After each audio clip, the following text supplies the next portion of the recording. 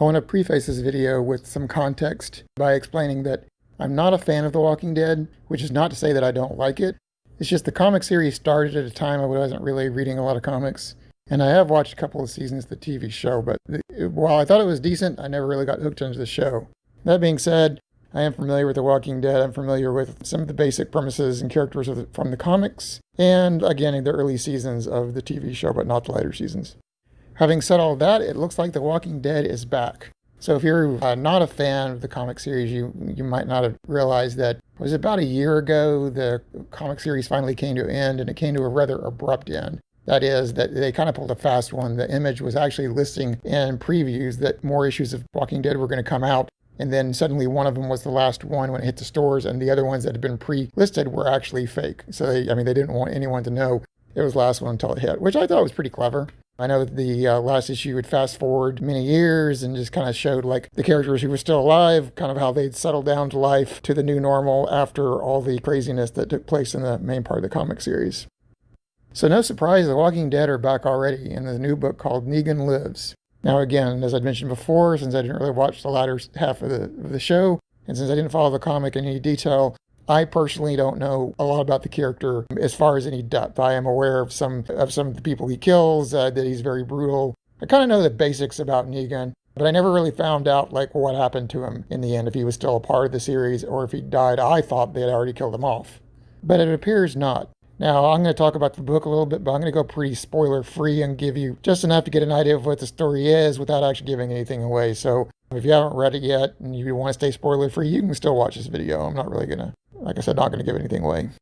So this book focuses solely on Negan. There are no other characters from the Walking Dead series in it. They do introduce a couple of new characters, but it's actually a pretty light cast in this one. There's not a lot of people in this issue. I'm not sure how long it takes place after the events of the Walking Dead series where he appeared, but it's some time later. The zombie outbreak has been going on for several years at this point, and Negan is living off on his own. Apparently he's still like in the geographic area of that sort of base camp that he was in charge of, but he has nothing to do with that group anymore. He's living in isolation and just doing whatever he has to do to survive. So this series really just focuses on that, him trying to survive on his own. And he comes to a decision that he wants to bury his dead wife. If you read the comic book, you know that his wife had died early on in the zombie outbreak, and he'd been forced to leave her, so he never got a chance to give her a proper burial or anything, which of course that's pretty much true with everybody in this universe. Zombies come at you, someone gets killed, you run. But he's decided he wants some closure, and he's going to actually try to find her corpse, or what's left of it, obviously just bones at this point, and lay it to rest. So pretty simple premise. Obviously, the series is going to have a lot of adventures of him wandering the zombie wastelands. And I imagine they'll probably introduce a whole new slew of characters. Again, there's no other characters from the Walking Dead series in this issue, and I really don't think they're going to bring any in. I think this is a whole other story. And the one thing that kind of surprised me about them doing a book about Negan is that Negan is basically the evilest of the evil from the series. He's the furthest thing from a hero you can imagine. So making him the protagonist of a book seemed like it would be kind of tricky. But based on this one issue, I really like how they've done it.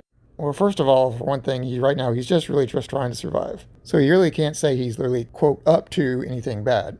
He encounters some other survivors who are as ruthless as he is and going off on them in the traditional Negan fashion.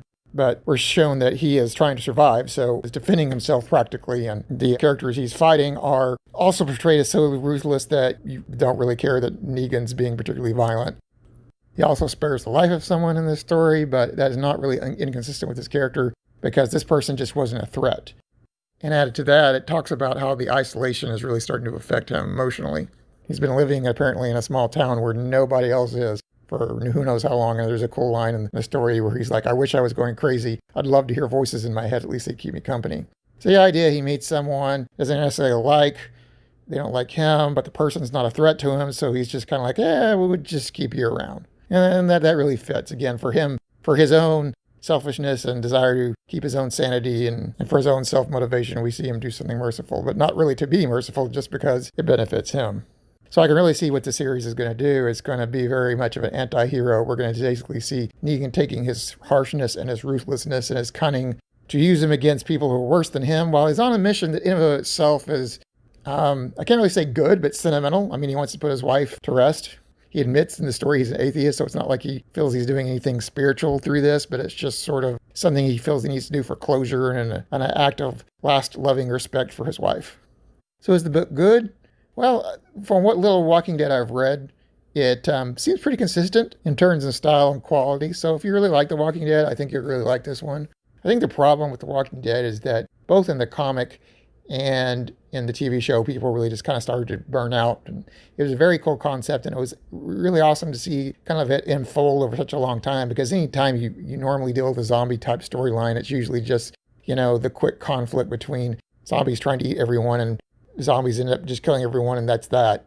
But to actually see what would happen if you can't get rid of the zombies, but you have to and you're able to find a way to live. Sort of, I don't want to say coexist, but live in the world anyway. So, and that's, I think, kind of the concept that made Walking Dead brilliant. But even that has a finite shelf life, I'll say.